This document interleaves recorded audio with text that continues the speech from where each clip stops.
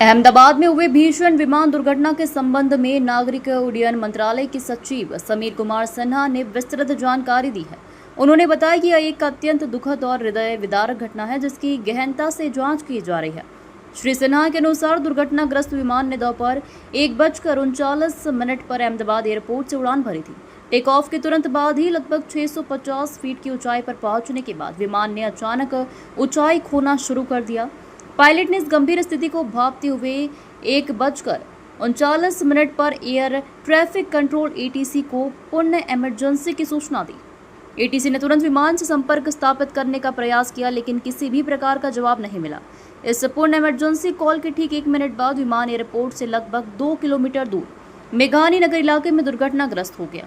नागरिक उड्डयन मंत्रालय ने यह भी बताया कि इस दुर्भाग्यपूर्ण दुर्घटना से पहले इसी विमान ने पेरिस से दिल्ली और दिल्ली से अहमदाबाद की अपनी पिछली उड़ानें बिना किसी घटना या तकनीकी खराबी के सफलतापूर्वक पूरी की थी। यह दर्शाता है कि विमान में कोई पूर्व ज्ञात समस्या नहीं थी।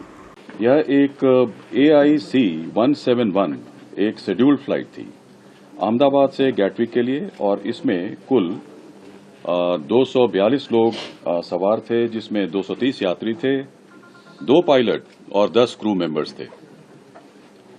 इस विमान ने दोपहर 1:39 पर टेक ऑफ किया था और कुछ ही सेकंड्स में लगभग 650 फीट की ऊंचाई पर पहुंचने के पश्चात यह सिंक करने लगा, अर्थात ऊंचाई खोने लगा था। 1:39 में पायलट ने अहमदाबाद ATC को उसने मे डे अर्थात फुल इमरजेंसी की सूचना दी थी।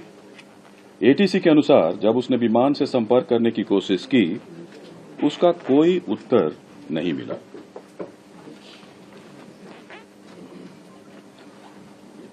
ठीक 1 मिनट के बाद यह विमान हमारे एयरपोर्ट से लगे मेघानी नगर, जो हवाई अड्डे से लगभग 2 किलोमीटर की दूरी पर स्थित है, यह विमान दुर्घटनाग्रस्त हो गया था। विमान की कप्तान कैप्टन सुमित सबरवाल थे और प्रथम अधिकारी थे क्लाइव सुंदर।